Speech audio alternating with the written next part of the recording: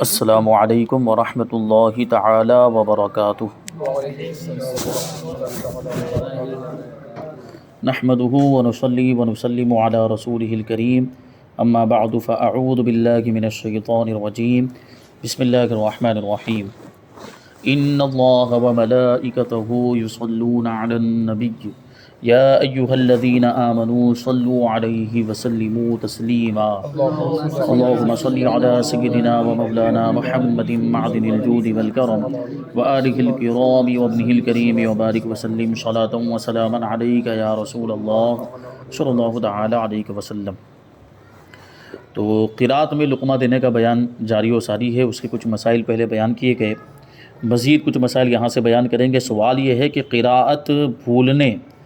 اور لقمہ دینے میں امام اگر 3 مرتبہ سبحان اللہ کی مقدار چپ ہو گیا تو کیا حکم ہے؟ یعنی بھول گیا اور لقمہ لینے دینے میں جو وقت لگتا ہے، تو ایسے میں اگر 3 مرتبہ سبحان اللہ کہنے کی مقدار ہو گیا ہے تو کیا حکم ہوگا؟ کیونکہ دوسرے مقامات پر یہی فرماتے ہیں کہ اگر ویسے ہی بغیر کسی وجہ کے بلا ضرورت اگر 3 مرتبہ سبحان اللہ کہنے کی مقدار خاموش رہ جائے تو غلطی سے ایسا ہوا ہے تو سجدہ ایسا واجب ہو جاتا ہے، جان بوجھ کر کرے تو نماز واجب الاعادہ ہو جاتی ہے۔ لیکن یہاں ضرورت کی وجہ سے ہو رہا ہے، یہاں حاجت ہے، تو ایسی صورت میں کیا یہاں پر بھی وہی حکم ہوگا؟ تو جواب دیتے ہیں کہ یاد نہیں آتا، یاد کرنے کے لیے رکا، یعنی وہ خود ہی اس کو آگے یاد نہیں آ رہا ہے پڑھنے والے کو، امام کو، اور وہ یاد کرنے کے لیے رکا، اگر 3 بار سبحان اللہ کہنے کی مقدار رکے گا نماز میں کراہت تحریم آئے گی اور سجدہ سہو واجب ہو جائے گا۔ یعنی خود رکا ہے، اور ایسی صورت میں اگر 3 مرتبہ سبحان اللہ کہنے کی مقدار ہو جائے گی تو پھر سجدہ سہو واجب ہوگا۔ تو اس صورت میں جب اسے رکا دیکھیں تو مقتدیوں پر بتانا واجب ہوگا کہ سکوت قدر ناجائز تک نہ پہنچے، یعنی وہ رک گیا یاد نہ آنے کی وجہ سے، اب وہ اگر اسے لقمہ نہ دیا جائے تو ایسی صورت میں 3 مرتبہ سبحان اللہ کی مقدار تک وہ خاموش رہ جائے گا تو سجدہ سہو واجب ہو جائے گا ایسی صورت کے اندر۔ تو اس سے بچانے کے لیے اس کو لقمہ دیا جائے، مقتدیوں پر لازم ہے کہ اس کو لقمہ دے تاکہ 3 مرتبہ سبحان اللہ کی مقدار نہ ہونے پائے۔ تو یہ تو وہ حکم تو بتا دیا کہ وہ بلا ضرورت یہ خاموش رہے گا تو یہ حکم ہو جائے گا، لیکن جتنی دیر میں لقمہ دیا جا رہا ہے، یہ لقمہ دے گا وہ لقمہ دے گا، اور اس میں جو ٹائم لگ رہا ہے یہ اس میں شمار نہیں ہوگا، یعنی اس میں اگرچہ 3 مرتبہ سبحان اللہ کہنے کی مقدار ہو جا رہی ہے، یہ اس کی وجہ سے سجدہ سہو واجب نہیں ہوگا کہ یہ ضرورت کی وجہ سے ہو رہا ہے۔ آگے کہ امام نے صحیح قراءت کی، مقتدی کو شبہ ہوا، اس نے غلط لقمہ دیا تو کیا حکم شرعی ہے؟ یعنی امام تو صحیح پڑھ رہا تھا، بسا اوقات ایسا ہوتا ہے کہ سننے والے کو لگتا ہے یا سننے والے کا یادداشت اس کی تھوڑی کمزور ہوتی ہے، تو ایسی صورت میں وہ کچھ اور سمجھ لیتا ہے کہ یہ غلط پڑھ دیا امام نے، اور اپنے اعتبار سے وہ لقمہ دے دیتا ہے شبہ کی بنیاد پر، تو اس نے غلط لقمہ دیا تو کیا حکم ہے؟ جواب دیتے ہیں کہ امام نے صحیح پڑھا، مقتدی کو دھوکہ ہوا کہ اس نے غلط بتایا، اس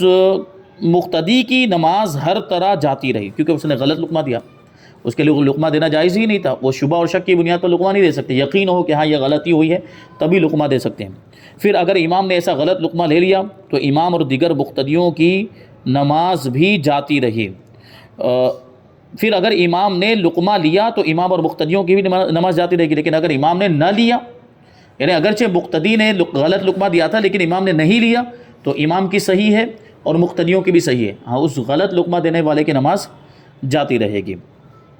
لیکن یہ جو مسئلہ بتا رہے ہیں اس کے بارے میں نوٹ لکھتے ہیں کہ یہ مسئلہ تراویح کے علاوہ ہے، تراویح کا مسئلہ آگے آئے گا، یعنی آگے تراویح کا بیان پورا تفصیل کے ساتھ آئے گا، کیونکہ تراویح کے اندر اکثر یہ معاملات ہوتے رہتے ہیں، سننے والے کو اکثر و بیشتر یہ شبہ ہوتا رہتا ہے، تو اس کی حاجت اور ضرورت کی وجہ سے وہاں پر یہ معاف رکھا گیا۔ یعنی اگر شک اور شبہ کی بنیاد پر تراویح میں، کیونکہ تراویح میں پورا قرآن شریف پڑھنا ہوتا ہے، تو وہاں یہ مسائل آ سکتے ہیں اور زیادہ پیش آتے ہیں وہاں پر، تو ایسی صورت میں اگر شبہ کی بنیاد پر لقمہ دے دیا تو وہاں نماز کے فاسد ہونے کا حکم نہیں دیا جائے گا، اس کی تفصیل انشاءاللہ تبارک و تعالیٰ آگے آئے گی۔ یہ عام نمازوں کے اندر جیسے فرض نمازوں میں قرأت ہو رہی تھی اور وہاں مقتدی نے سوچا کہ کچھ غلطی ہوئی ہے تو شبہ کی بنیاد پر لقمہ دے دیا تو یہ لقمہ غلط ہوگا، یقین ہو تبھی لقمہ دے سکتا ہے، یعنی قرأت میں تو وہ لقمہ غلط ہوگا، اگر ایسا لقمہ امام لے لے گا تو نماز سب کی جاتی رہے گی۔ نماز میں خلاف ترتیب قرآن پاک پڑھنا، یعنی پہلی رکعت میں اگلی صورت پڑھنا اور دوسری رکعت میں اس سے پچھلی صورت کی تلاوت کرنا، مثلا سورہ فلق کے بعد سورہ اخلاص کی تلاوت کرنا کیسا ہے؟ یعنی پہلی رکعت کے اندر قل اعوذ برب الفلق پڑھ دی، جو بعد میں آتی ہے، اور دوسری رکعت کے اندر قل هو اللہ احد پڑھ دی جو پہلے آتی ہے، تو یہ الٹا ہو گیا، یہ خلاف ترتیب قرآن کا پڑھنا ہوا۔ تو ایسی صورت میں کیا حکم ہے؟ تو جواب دیتے ہیں کہ امام نے صورتیں بے ترتیب کے ساتھ سہون یعنی غلطی سے پڑھ دی تو کچھ حرج نہیں، یعنی جان بوجھ کر نہیں پڑھا، غلطی سے اس کی زبان سے نکل گئی وہ پیچھے والی صورت۔ قصدن پڑھے گا تو گنہگار ہوگا، لیکن نماز میں دونوں صورتوں میں کوئی خلل نہیں آئے گا، یعنی جان بوجھ کر بے ترتیب قرآن پڑھ رہا ہے یا بھول کر بے ترتیب قرآن پڑھ رہا ہے، ایسی صورت میں نماز کا اعادہ واجب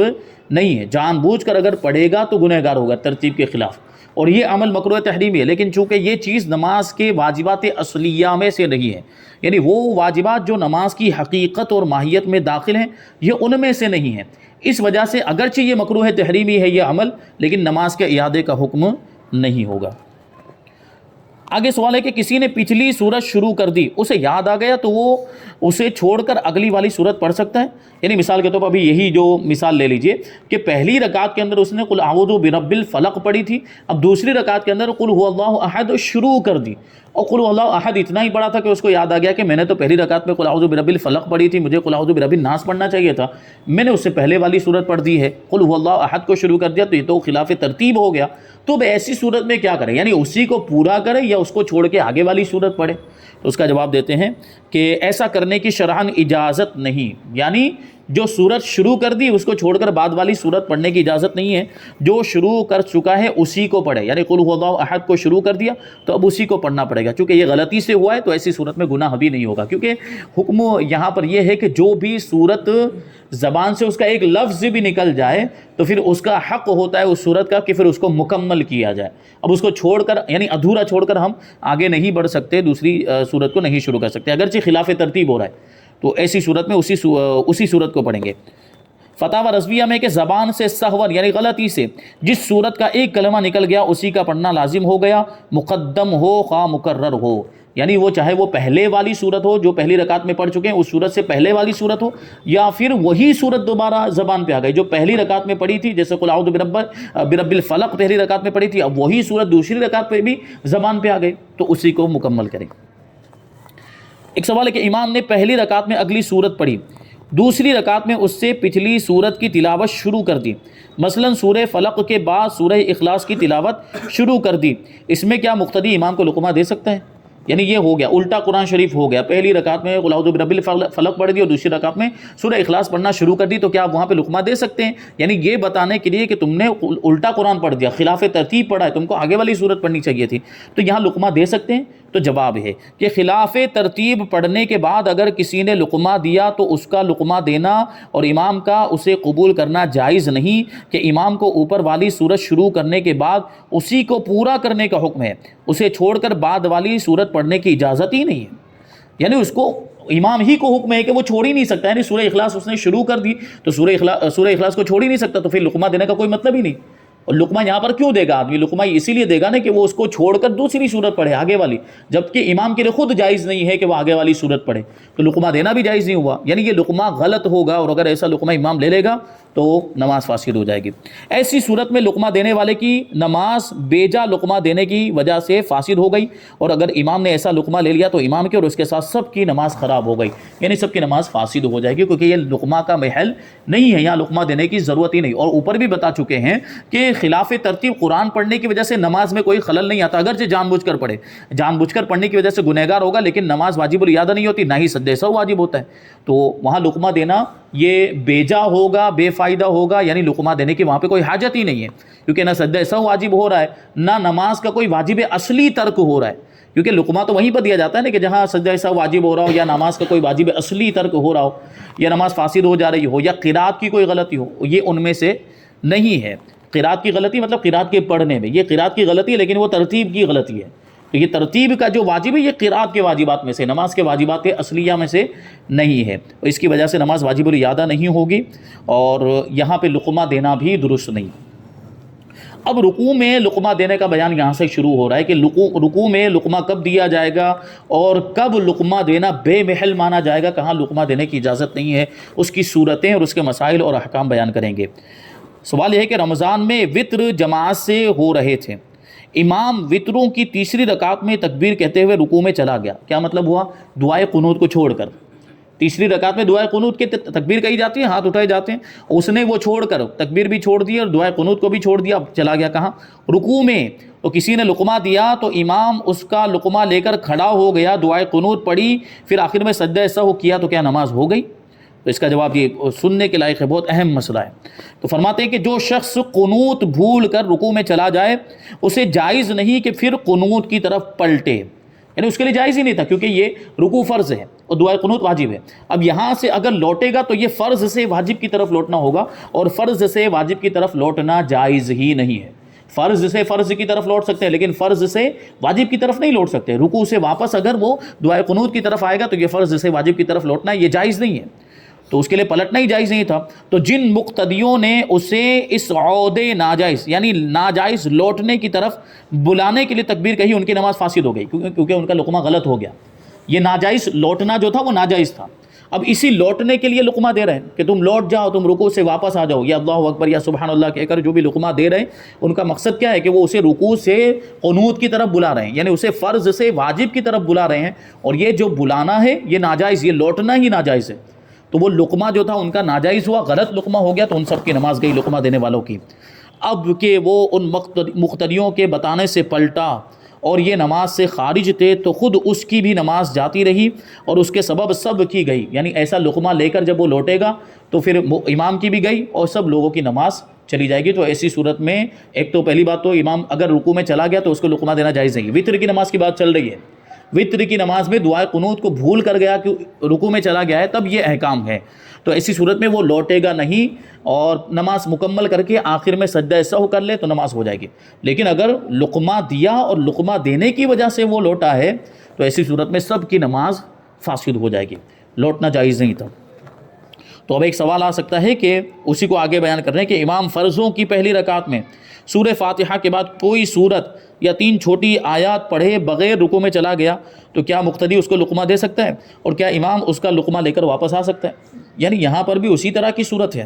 کہ وہاں بھی تو دعائے قنوت پڑھنا واجب تھا اور یہاں بھی تو سورہ فاتحہ کے ساتھ سورت ملانا واجب تھا۔ تو سورہ فاتحہ تو پڑھی امام نے، لیکن سورہ فاتحہ کے بعد سورت پڑھے بغیر یا 3 آیتیں پڑھے بغیر وہ رکوع میں چلا گیا، تو اب یہاں امام کو لقمہ دے سکتے ہیں کہ نہیں؟ دیکھنے میں دونوں صورت ایک جیسی لگتی ہے کہ وہاں بھی ایسا ہی لگ رہا ہے کہ جو دعائے قنوت واجب ہے فرض سے واجب کی طرف لوٹنا تھا، اور یہاں بھی دیکھنے میں ایسا ہی لگ رہا ہے کہ فرض سے واجب کی طرف لوٹنا ہے، کیونکہ جو سورت اور ملانا ہے یا آیتیں جو ملانا ہے وہ واجب ہے۔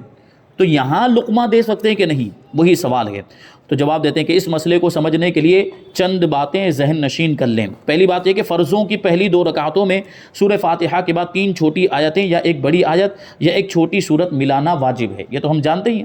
یہ واجب ہے۔ تو یہ بات وہی واجب کی بات کر رہے ہیں کہ یہ واجب ہے، تو اب یوں سمجھ میں آ رہا ہے کہ یہ واجب کی طرف لوٹنا ہوا تو یہ ناجائز ہونا چاہیے۔ لیکن آگے تفسیر بیان کرتے ہیں دوسرے نمبر پر کہ کوئی شخص سورہ فاتحہ کے بعد ان کو پڑھے بغیر، یعنی 3 چھوٹی آیتیں یا ایک بڑی آیت یا چھوٹی سورت کو پڑھے بغیر رکوع میں چلا جائے، اسے یاد آ جائے یعنی رکوع میں یاد آ جائے، تو حکم یہ ہے کہ واپس آئے۔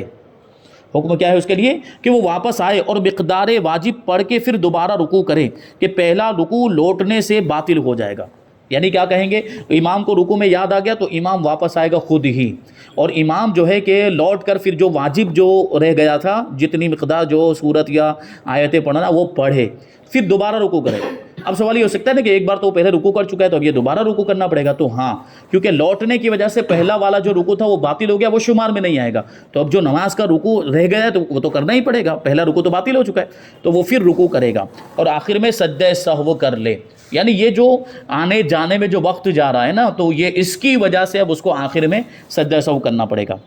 اگر اسے رکوع میں یاد نہ آئے، سجدے میں یاد آئے تو آخر میں سجدہ سہو کر لے، اس کی نماز ہو جائے گی۔ یعنی جو سورت بھول گیا تھا یا جو آیتیں پڑھنا بھول گیا تھا، رکوع میں یاد نہیں آیا، رکوع میں یاد آئے گا تو پلٹ جائے گا، لیکن سجدے میں یاد آ رہا تو سجدے میں سے اب وہ واپس نہیں آ سکتا، کیونکہ 2 رکن ہو گئے بیچ میں، رکوع بھی ہو گیا سجدہ بھی ہو گیا، تو ایسی صورت میں اب وہ قیام کی طرف لوٹ نہیں سکتا ہے، اب وہ آخر میں سجدہ سہو کر لے گا تو اس کی نماز ہو جائے گی۔ امام اہل سنت امام احمد رضا خان فاضل بریلوی رضی اللہ تعالیٰ عنہ فرماتے ہیں کہ جو سورت ملانا بھول گیا، اگر اسے رکوع میں یاد آیا تو فوراً کھڑے ہو کر سورت پڑھے، یعنی قیام کی طرف لوٹ جائے، پھر رکوع دوبارہ کرے،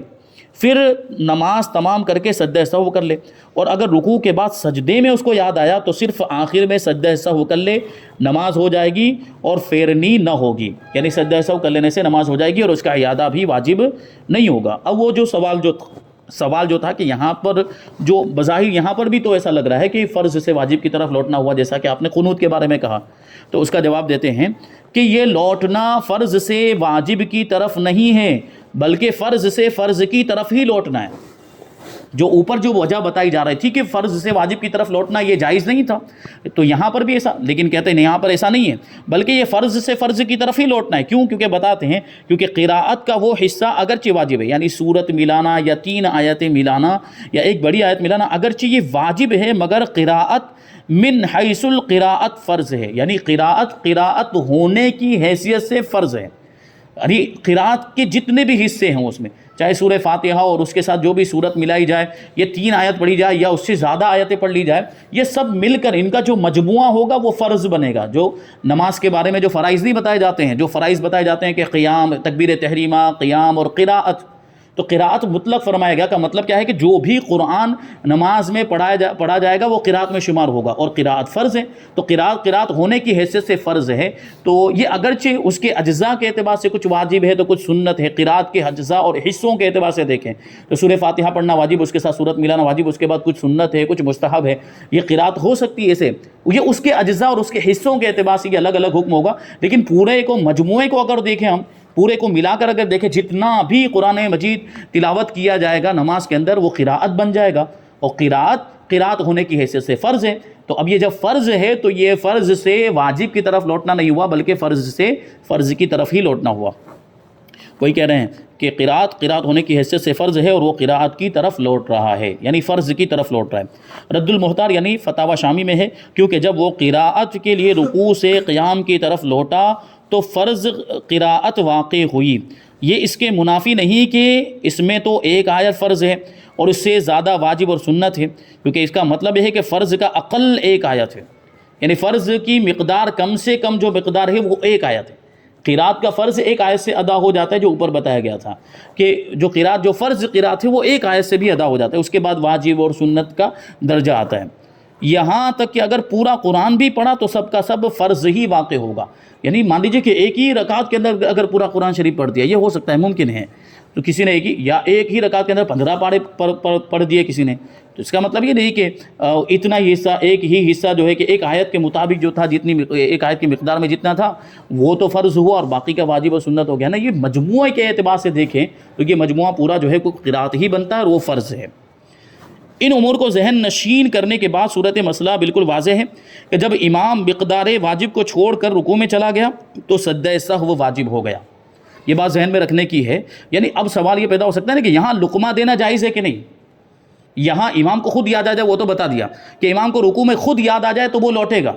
اگر سجدے میں یاد آئے گا تو لوٹنا نہیں ہے، آخر میں سجدہ سہو کر لینا ہے۔ لیکن اگر وہ لوٹتا ہے تو اس صورت میں بھی سجدہ سہو ہے، اگر نہیں لوٹتا تو اس صورت میں بھی سجدہ سہو ہے، یعنی دونوں صورتوں میں سجدہ سہو تو رہے گا ہی رہے گا۔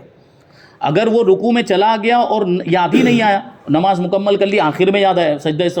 سجدے میں یاد آیا یا قعدے میں یاد آیا، تب بھی تو سجدہ سہو کرنا ہے۔ اور اگر لوٹ گیا، اس کو رکوع میں یاد آیا، لوٹ آیا، پھر بھی تو اوپر بتایا مسئلہ کہ آخر میں سجدہ سہو کرنا ہے، یعنی دونوں صورتوں میں سجدہ سہو ہے۔ تو اب بتائیے کہ یہاں لقمہ دینے کا کوئی مطلب رہا؟ کیونکہ سجدہ سہو تو دونوں صورتوں میں ہے ہی ہے۔ سجدہ سہو ہمارے لقمہ دینے کی وجہ سے، مقتدیوں کے لقمہ دینے کی وجہ سے جو سجدہ سہو واجب ہو چکا ہے وہ ساقط ہونے والا نہیں ہے۔ دونوں صورتوں میں جب سجدہ سہو واجب ہو رہا ہے تو یہاں لقمہ دینے کا محل نہیں رہا، لقمہ دینے کی ضرورت نہیں رہی، تو اب لقمہ نہیں دیا جا سکتا، یعنی اگرچہ امام سورت چھوڑ کر رکوع میں چلا گیا ہے، لقمہ نہیں دے سکتے۔ تو بتاتے ہیں کہ مسئلہ بالکل واضح ہو گیا کہ جب امام مقدار واجب کو چھوڑ کر رکوع میں چلا گیا تو سجدہ سہو واجب ہو گیا۔ اب اگر اسے لقمہ نہ بھی دیا جائے تو سجدہ سہو کے علاوہ کچھ نہیں ہوگا، یعنی سجدہ سہو تو کرنا ہی کرنا ہے،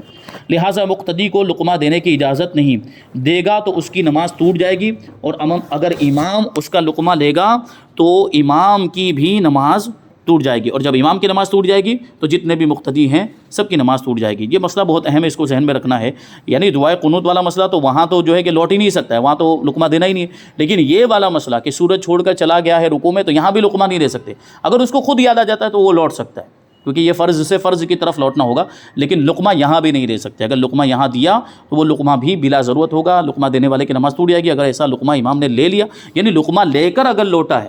تو ایسی صورت میں سب کی نماز فاسد ہو جائے گی۔ تو یہ قرات میں لقمہ دینے کے مسائل بیان کیے گئے۔ اب انشاءاللہ تبارک و تعالیٰ قعدہ اولیٰ میں، یعنی 4 رکعت والی نماز یا 3 رکعت والی نماز میں جو پہلا قعدہ ہوتا ہے، اس میں لقمہ دینے کا بیان انشاءاللہ تبارک و تعالیٰ آگے یہ آئے گا۔ ہم انشاءاللہ اس کو سماعت کریں گے، اس کو سمجھیں گے۔ اللہ تبارک و تعالیٰ کی بارگاہ میں دعا ہے کہ جو کچھ بھی بیان ہوا اس پر ہم سب کو عمل کرنے کی توفیق عطا فرمائے۔ وما علینا الا البلاغ۔ السلام علیکم۔